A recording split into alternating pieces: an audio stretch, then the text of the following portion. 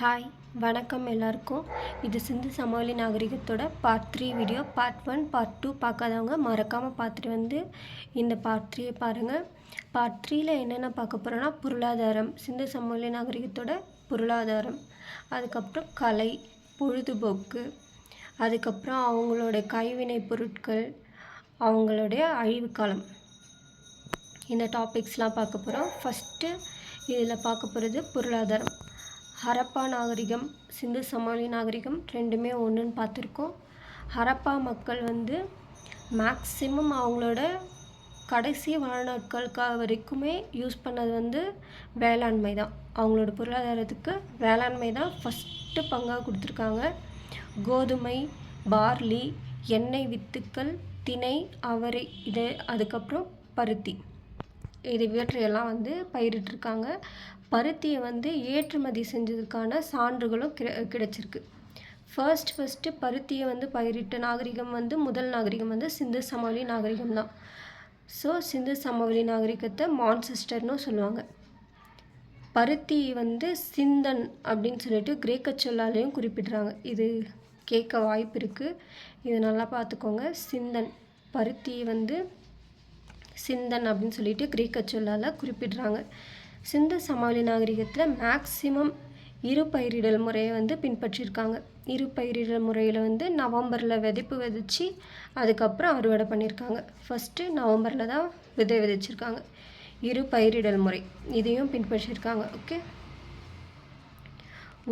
உழுவத்துக்கு கலப்பை இதை பயன்படுத்தியிருக்காங்க.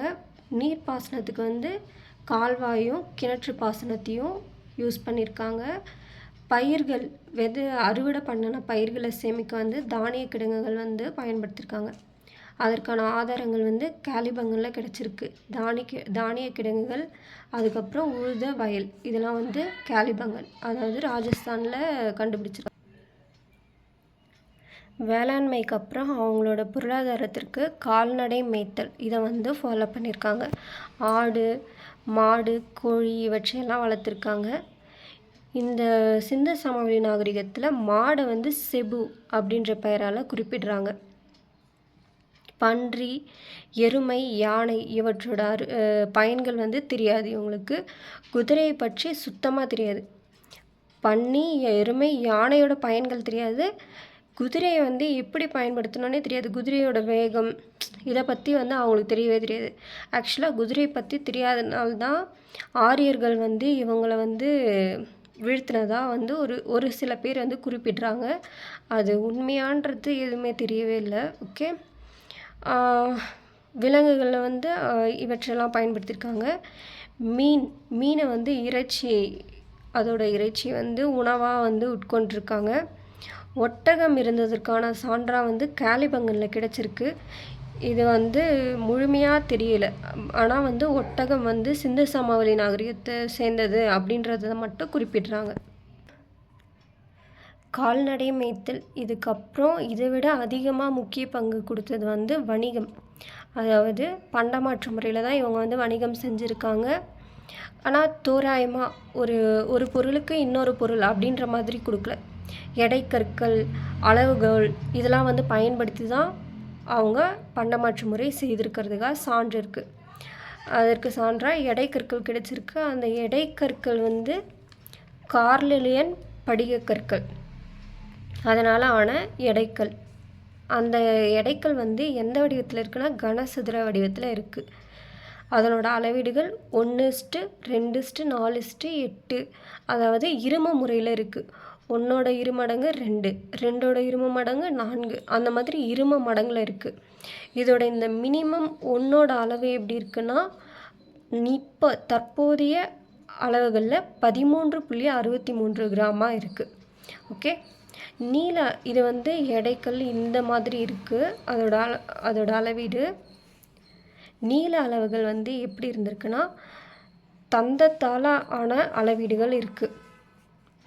அது அதுக்கான ஆதாரம் எங்கே இருக்குன்னா குஜராத்தில் தான் அதை கண்டுபிடிச்சிருக்காங்க.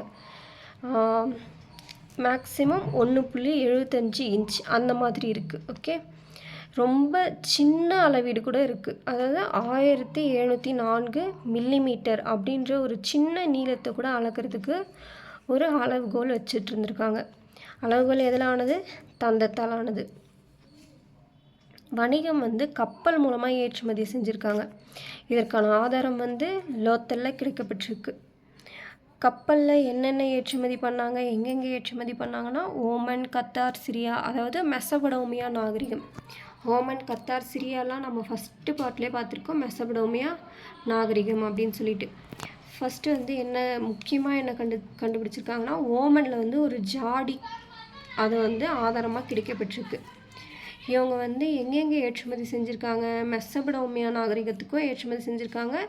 சுமேரியா நாகரிகம் அதிலேயே அங்கேயே ஏற்றுமதி செஞ்சுருக்காங்க.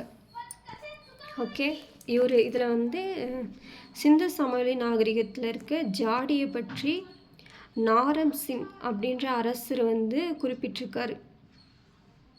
அங்கே என்ன ஏற்றுமதி செஞ்சுருக்காங்க? அணிகலன்.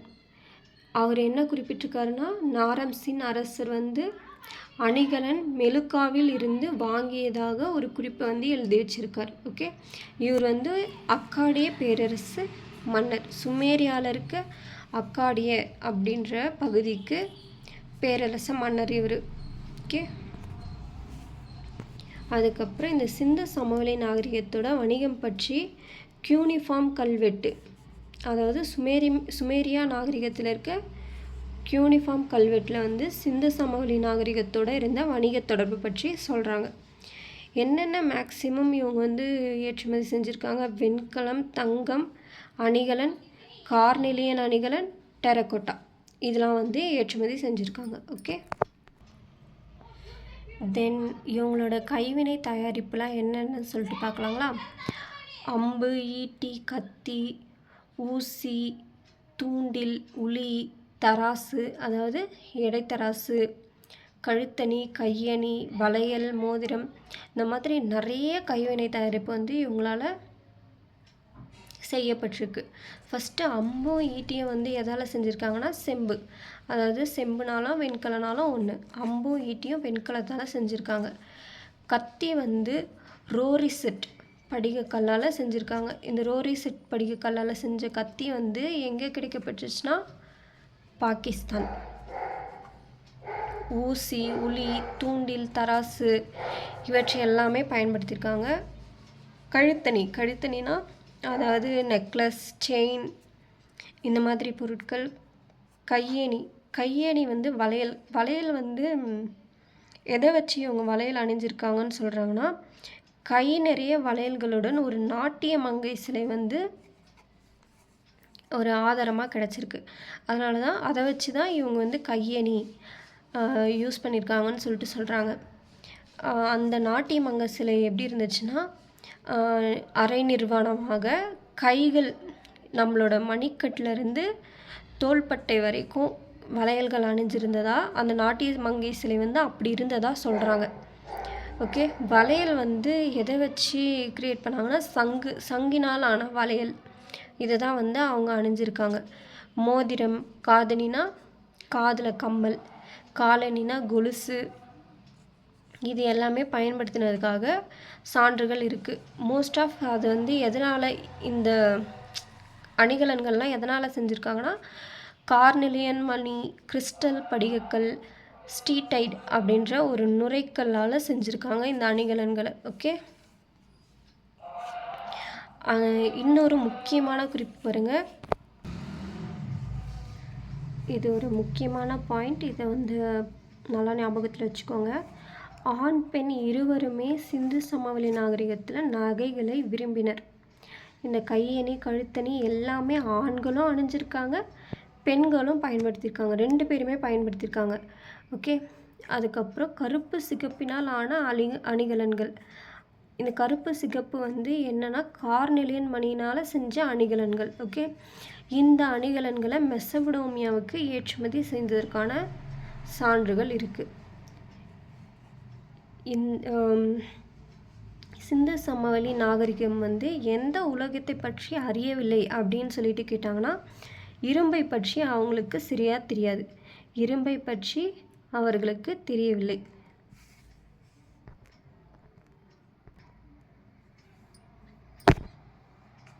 இந்த பொருட்கள்லாம் எங்கெங்கே கிடச்சிருக்குன்னு சொல்லிட்டு பார்த்துக்கோங்க. மேட்ச் த ஃபாலோயிங்கில் கேட்குறதுக்கான வாய்ப்புகள் இருக்குது. ஓகே.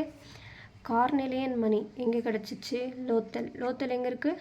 குஜராத் மாநிலத்தில் இருக்க லோத்தல்.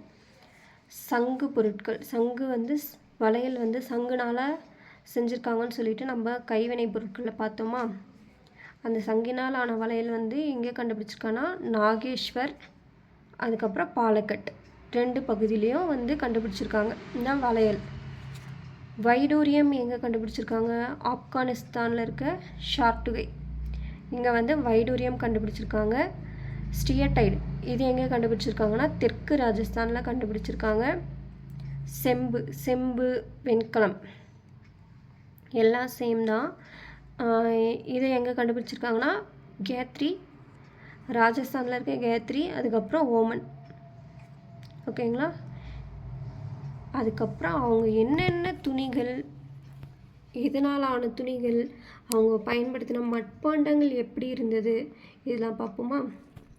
துணிகள் வந்து பருத்தி, கம்பளி, பட்டுனால் ஆன ஆடை இது எல்லாமே பயன்படுத்தியிருக்காங்க. அதிகபட்சமாக பருத்தி தான் உடுத்திருக்காங்க.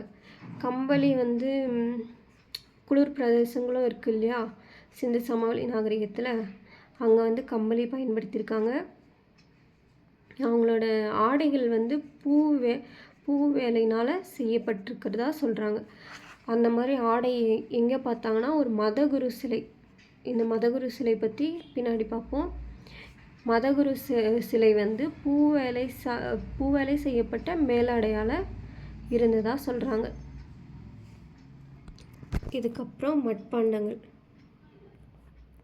மட்பாண்டங்கள் எப்படி இருந்துச்சுன்னா ஓவியங்கள் தீட்டப்பட்ட மட்பாண்டங்களாக இருந்துச்சு.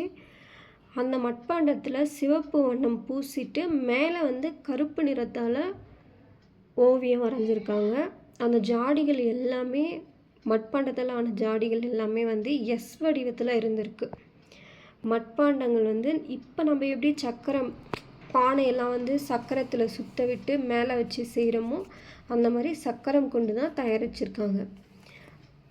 மட்பாண்டத்தில் இருக்க அந்த ஓவியங்கள்லாம் எப்படி இருந்திருக்குன்னா அரச இலை, மீன் செதில், செடிகள், கொடிகள் இந்த மாதிரியான அந்த டிசைன்ஸ் தான் வந்து அந்த மட்பாண்டத்து மேலே வரைஞ்சிருக்காங்க. இந்த சிந்து சமவெளி நாகரிகத்தில் முத்திரையும் எழுத்து முறையும் எப்படி இருந்ததுன்னு சொல்லிட்டு பார்க்கலாம். முத்திரை வந்து ஸ்டீடைடு செம்பு தந்தத்தால் வந்து செய்யப்பட்ட முத்திரைகள் தான் வந்து அவங்க பயன்படுத்தியிருக்காங்க. அவங்களோட எழுத்து முறை எப்படி இருந்துச்சுன்னா மீன் குறியீடு மாதிரி இருந்தது. அதாவது நீண்ட நீளமான எழுத்து தொடர், ரொம்ப நீளமான எழுத்து தொடர் வந்து எழுதியிருக்காங்க. அந்த எழுத்தில் வந்து 26 குறியீடுகள் தான் திரும்ப பயன்படுத்தியிருக்காங்க. சரியாக வந்து இன்னும் அதை கணிக்கவே இல்லை. 26 குறியீடுகள் தான் இருக்கா இல்லை அதுக்கும் மேற்பட்ட குறியீடுகள் இருக்கா அப்படின்னு சொல்லிட்டு இன்னும் கண்டுபிடிக்கல. எழுத்துக்கள் வந்து சித்திர எழுத்து முறையாக தான் இருந்தது. அதாவது சித்திர எழுத்து முறைனா வலமிருந்து இடமாக, இடமிருந்து வலமாக, இந்த ஜிக்ஸாக் அந்த மாதிரி தான் அவங்களோட எழுத்து முறைகள் இருந்ததாக சொல்கிறாங்க. இது வந்து சுமேரியா நாகரிகத்திலே இந்த மாதிரி இந்த சித்திரை எழுத்து முறையை பயன்படுத்தியிருக்காங்க. ஸோ அங்கே இருக்கிற சுமேரிய நாட்டோட எழுத்து முறை தான் இங்கே பயன்படுத்தினால சுமேரிய தாக்கமாக கூட இருக்கலாம் அப்படின்னு சொல்லிட்டு குறிப்பிட்றாங்க. அவங்களோட கலை பொழுதுபோக்கு கலை வந்து மதகுரு சிலை ஒன்று செஞ்சுருக்காங்க. அந்த மதகுரு சிலை வந்து ஸ்டீடைடு கல்லால் ஆனதாக குறிப்பிட்றாங்க. இது வந்து முக்கியமான விஷயம், இது நல்லா ஞாபகம் வச்சுக்கோங்க. மதகுரு சிலை எதனால் செய்யப்பட்டுன்னா ஸ்டீடைடு கல்லால் செய்யப்பட்டது. அதுக்கப்புறம் நடனமாடும் பெண் சிலை ஒன்று வந்து மொகஞ்சதாரோவில் ஜான் மார்ஷல் வந்து கண்டுபிடிக்கிறாங்க. அது அந்த நடனமாடும் பெண் சிலை வந்து வெண்கலத்தால் செஞ்சுருக்கிறதா குறிப்பிட்றாங்க. ஓகே. அவங்களோட பொழுதுபோக்குக்காக பொம்மை வண்டி, கிளுகிளுப்பை, சக்கரம், பம்பரம், அதுக்கப்புறம் சுடுமண்ணால் செய்யப்பட்ட பொம்மைகள். என்னென்ன பொம்மைனா நாய் பொம்மை, குரங்கு பொம்மை, அணில் பொம்மை, இதெல்லாம் வந்து சுடுமண்ணால் வந்து செஞ்சுருக்காங்க. இந்த பொம்மைகள்லாம் நாய், குரங்கு, அணில் பொம்மைகளை வந்து சுடுமண்ணால் வந்து செஞ்சுருக்காங்க. அதுக்கப்புறம் களிமண் பந்து, பகடைக்காய்கள். பகடைக்காய்களை வச்சு என்ன குறிப்பிடுறாங்கன்னா, அந்த காலத்தில் சிந்து சமவெளி நாகரிகத்திலே சூதாட்டம் இருந்ததாக குறிப்பிடுறாங்க. ஓகே, இதுதான் இவங்களோட கலை மற்றும் பொழுதுபோக்கு. அவங்களோட நம்பிக்கைகள் என்னென்னத்தை நம்புகிறாங்க? இயற்கையை வழிபட்டிருக்காங்க. அதுக்கப்புறம் அரச மரத்தையும் வழிபட்டிருக்காங்க. பசுபதி வழிபாடு. பசுபதி வழிபாடுனா ஒருத்தர் வந்து ஒரு யோகி, அதாவது மகா யோகி. ஒரு சில பேர் வந்து அவங்கள அந்த பசுபதியை வந்து சிவன் அப்படின்னு சொல்லிட்டும் கருதுகிறாங்க. இது எங்கே கிடச்சிதுன்னா ஹரப்பால இருக்குது. இந்த பசுபதி சிலை வந்து எப்படி இருக்குன்னா 3 முகங்களை கொண்டிருக்கு. 3 பக்கம் முகங்களை கொண்டு அமர்ந்த நிலையில் இருக்கிறதா சொல்கிறாங்க. அந்த 3 பக்கம் முகம் கொண்ட அமர்ந்த நிலையில் இருக்க சிலைக்கு வலதுபுறம் யானை புலி உருவமும், இடதுபுறம் வந்து காண்டாமிருகம் எருமை உட்காண்டிருக்கிறது போல் ஒரு அமைப்பில் இருக்குது. அதுக்கப்புறம் அந்த யோகியோட பாதத்தில் வந்து 2 மான்கள் இருக்கிறதா குறிப்பிடுறாங்க. இதை தான் அவங்க வந்து வழிபட்டிருக்காங்க. பசுபதி அப்படின்ற பேரில் பசுபதி வழிபாடு அப்படின்னு சொல்லிட்டு பண்ணியிருக்காங்க. அதை வந்து மகா யோகின்னு சொல்கிறாங்க. தற்போது அவங்க ஒருவேளை சிவனை தான் மகா யோகியாக கருதியிருக்கிறாங்களோ அப்படின்ற ஒரு சந்தேகமும் எல்லாருக்கும் இருக்குது. ஓகே, அதுக்கப்புறம் விலங்கையும் வழிபட்டிருக்காங்க. நீர் வழிபாடு, சூரியன், நெருப்பு வழிபாடு இதெல்லாம் பண்ணியிருக்காங்க. சில மூட நம்பிக்கைகளையும் அவங்க ஃபாலோ பண்ணியிருக்காங்க. பேய், ஆவி அப்படின்ற நம்பிக்கையும் அவங்களுக்கு இருந்திருக்கு. அதுக்காக தாயத்தெல்லாமும் இவங்களே கண்டுபிடிச்சி அதை பயன்படுத்தியிருக்காங்க. பேய், ஆவிக்கிட்டேருந்து பாதுகாக்கணும்னா தாயத்தை கட்டிட்டா நம்மளை வந்து எதுவும் பண்ணாது அப்படின்ற மாதிரி பேய், ஆவி மேலே நம்பிக்கை கொண்டிருக்காங்க. மூத்தோர் வழிபாடு, பெண்களை கடவுளாக மதிச்சிருக்காங்க. அதாவது பெண் கடவுள், தாய் கடவுள் அப்படின்னு சொல்லிட்டு சொல்கிறாங்க. ஓகே, மருத்துவம். அவங்களோட மருத்துவம் எப்படி இருந்திருக்குன்னா, கட்டில் அப்படின்ற ஒரு மீனோட முள்ளை பயன்படுத்தியிருக்காங்க. முள் அல்லது எலும்பு இதை வந்து பயன்படுத்தியிருக்காங்க. இதை வந்து யூஸ் பண்ணால் கண், காது, தோல் இந்த மாதிரி நோய்கள்லாம் குணமாகும் அப்படின்றது அவங்களோட நம்பிக்கை. சரி, ஓகே, நெக்ஸ்ட்டு அவங்களோட மருத்துவம் பார்த்தாச்சு. இறந்த பிறகு என்ன ஃபாலோ பண்ணியிருக்காங்கன்னா, அவங்களோட உடலை வந்து எரிக்கவும் செஞ்சுருக்காங்க, புதைக்கவும் செஞ்சுருக்காங்க. அந்த மாதிரி அவங்களோட உடலை வந்து புதைக்கிறப்ப என்னென்ன பண்ணியிருக்காங்கன்னா, அந்த உடலோட ஆடைகள், அணிகலன்கள், தானியங்கள் இதெல்லாம் சேர்த்து அவங்களுக்கு ஒரு மறுபிறப்பு இருக்குது அப்படின்றத வந்து சிந்து சமவெளி நாகரிகத்தில் நம்புகிறாங்க. இறந்ததுக்கப்புறமும் அவங்களுக்கு ஒரு வாழ்வு இருக்குது. அதனால் அவங்களுக்கு தேவையான ஆடைகள், அணிகலன்கள், தானியங்கள் இதெல்லாம் வந்து புதைக்கிறப்பவே அவங்களோட சேர்த்து புதைக்கிற பழக்கமும் இருந்திருக்கு. இதை நீங்கள் எகிப்தில் வந்து பார்த்துருக்கலான்னு நினைக்கிறேன். எகிப்தில் இப்படி தான் வந்து பண்ணுவாங்க. ஒருத்தவங்களை வந்து புதைக்கிறதுக்கு முன்னாடி அவங்களுக்கு தேவையான உணவு, ஆடை, அணிகலன்கள் இதெல்லாம் வச்சு புதைப்பாங்க. அதே தான் இவங்களும் பின்பற்றியிருக்காங்க. ஓகே, அந்த எரித்தல் புதைத்தல் முறை வந்து எல்லா இடத்துக்குள்ளேயும் ஒரே மாதிரி வந்து பின்பற்றலை. ஒவ்வொரு இடத்துக்கும் ஒவ்வொரு மாதிரி மாறியிருக்கு. மொகஞ்சதாரோவில் வந்து இறந்தோரை வந்து எரித்து அவங்களோட அந்த எரித்ததுக்கப்புறம் எலும்புகளை மட்டும் தனியாக எடுத்து புதைச்சிருக்காங்க. கேலிபங்களில் வந்து வட்ட சதுர செவ்வக வடிவ கல்லறை வந்து அமைச்சிருக்காங்க. கேலிபங்களில் இறந்தவரை சுற்றி ஒரு செவ்வக வடிவில் இல்லாட்டி வட்ட வடிவில் ஒரு கல்லறையை அமைச்சிருக்காங்க. ஓகே, சர்க்கோடா அங்கே என்ன பண்ணியிருக்காங்கன்னா, முழு மக்கள் தாழி அப்படின்னா வந்து ஒரு பெரிய பானையில் வந்து இறந்தவர்களோட உடலை வந்து வச்சு அதை பானைக்குள்ளே போட்டு மூடி புதைச்சிருக்காங்க. ஓகே, டோலவிரா வந்து உடலை சுற்றி பெரிய பெரிய கற்களை வந்து அடுக்கி வச்சிட்ருக்காங்க. ஓகே, லோத்தல் வந்து இருமுறை புதைத்தல். ஆல்ரெடி ஃபஸ்ட்டு இறந்த உடனே ஒரு டைம் புதைக்கிறாங்க, திருப்பியும் அதை தோண்டி எடுத்து மறுபடியும் வேறு இடத்துல புதைக்கிறாங்க. அதுதான் இருமுறை புதைத்தல்.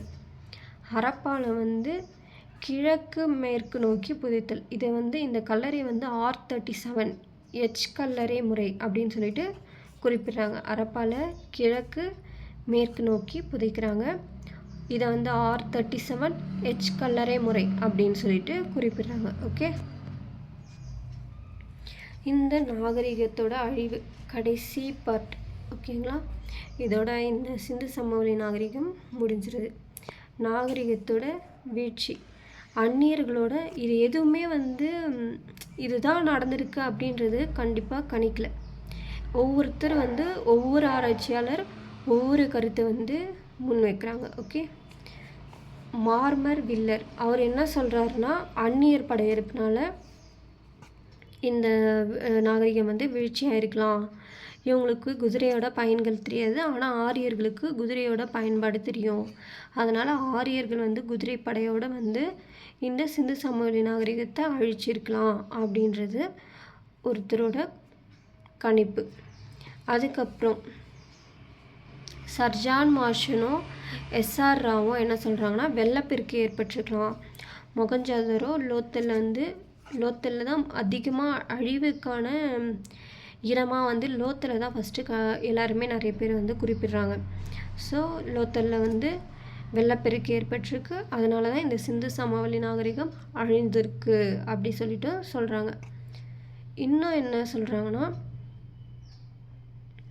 ஸ்டெயின் அண்ட் பேர்சவஸ் அப்படின்றவர் வந்து சுற்றுச்சூழல் வந்து பாதிச்சிருக்கு, காடுகள்லாம் வந்து இவங்க நிறையா அழிச்சிருக்காங்க, அதனால் பருவகாலம் சீர்குலைஞ்சு சுற்றுச்சூழல் மாசுபாடுனால இந்த நாகரிகம் அழிஞ்சிருக்கலாம் அப்படின்ட்டு குறிப்பிடுறாங்க. ஓகே, காடுகள் அழிச்சிருக்காங்க, அதனால் பருவகாலம் சீர்குலைஞ்சிருக்கு, சுற்றுச்சூழல் மாசுபாடு ஆனதுனால இந்த நாகரிகம் அழிஞ்சிருக்கலாம் அப்படின்னு சொல்லிட்டு யார் சொல்கிறாங்கன்னா, ஸ்டெயின் பேர்சவ்ஸ் அவங்க வந்து குறிப்பிடுறாங்க. ஓகே, கென்னடி அப்படின்றவர் என்ன சொல்கிறாருன்னா, நோய் தொற்று ஏற்பட்டிருக்கு, பெரும் நோய் தொற்று ஏற்பட்டதுனால தான் இந்த நாகரிகம் வீழ்ச்சி அடைஞ்சிருக்கு அப்படின்னு சொல்லிட்டு சொல்கிறாங்க. தென் சர் ஜான் மார்ஷல் திரும்ப என்ன சொல்கிறாருன்னா, டோலவிரா அந்த மாதிரி பகுதியெலாம் வந்து நிலநடுக்கத்தில் அழிஞ்சிருக்கு, நிலநடுக்கம் வந்ததுக்கான சான்றுகள்லாம் வந்து டோலவிராவில் சர் ஜான் மார்ஷல் வந்து கண்டறிகிறாரு. அதனால் நிலநடுக்கத்தால் தான் இந்த நாகரிகம் வீழ்ச்சி அடைஞ்சிருக்கிறதா குறிப்பிடுறாங்க. இதெல்லாம் இல்லை, ராஜஸ்தானில் இருக்க கக்கார் ஆறு வந்து அப்பப்போ அடிக்கடி அதனோட திசையை மாற்றும். ராஜஸ்தானில் இருக்க கக்கார் நதி, அதாவது பாலைவனத்தில் தான் இருக்குது இந்த நதி. இந்த நதி வந்து அடிக்கடி தன்னோட திசையை மாற்றிக்கும். அந்த மாதிரி திசை மாற்றத்தால் ஊருக்குள்ளே அந்த நிலப்பரப்பில் நீர் வந்து நுழைஞ்சி இந்த நாகரிகம் அழிஞ்சிருக்கலாம் அப்படின்னு சொல்லிட்டு யார் சொல்கிறாங்க, GF ஹோல்ஸ் இவங்க வந்து திசை மாற்றம், ஆட்சியினுடைய திசை மாற்றம் அப்படின்னு சொல்லிட்டு குறிப்பிடுறாங்க. இவ்வளோதாங்க, இந்த சிந்து சமவெளி நாகரிகம் வந்து முடிவுக்கு வந்துடுச்சு. ஆப்கானிஸ்தான் எல்லாமே சேர்ந்தது தானே சிந்து சமவெளி நாகரிகம். இந்தியாவோட சேர்ந்திருந்தது தான் ஆப்கானிஸ்தான், பாகிஸ்தான். இதற்கான சான்றாக வந்து KVD கொர்க்கை வஞ்சி தொண்டி இதை மட்டும் ஞாபகம் வச்சுக்கோங்க. இதை வச்சு நெக்ஸ்ட்டு பார்க்கலாம். இதில் வந்து ஊர் பெயர்கள் இது மட்டும்தான் திருப்பி வரும். நம்ம தமிழ் பெயர்கள் கொண்ட ஆப்கானிஸ்தான், பாகிஸ்தான் பகுதிகள். ஓகே, பாகிஸ்தானில் என்னென்ன ஊர் இருக்குது, கொர்க்கை, வஞ்சி, தொண்டி, மதுரை, உரை, கூடல்கள், இதெல்லாம் வந்து தமிழ் பெயர்கள். ஆப்கானிஸ்தானில் என்ன இருக்குது, கொர்க்கை, பூம்புகார்லாம் தமிழ் பெயர் தான். அந்த மாதிரி அங்கே இருக்க ஆறுகளுக்கும் நம்மளோட தமிழ் பேர் வச்சுருக்காங்க. பாகிஸ்தானில் இருக்க ஆறு வந்து காவிரி வாலா, பொருணை, இந்த 2 நதிகளுக்கும் நம்மளோட தமிழ் பெயர் இருக்கிறதா கண்டுபிடிச்சிருக்காங்க. ஆப்கானிஸ்தானில் இருக்க ஆறுகள் வந்து காவிரி, பொருன்ஸ், அதாவது காவிரி பொருணை தான் கொஞ்சம் திருச்சி காவிரி பொருன்ஸ் அப்படின்னு சொல்லிட்டு வச்சுருக்காங்க. தேங்க்யூ. இதோட வந்து சிந்து சமவெளி நாகரிகம் முடியுது.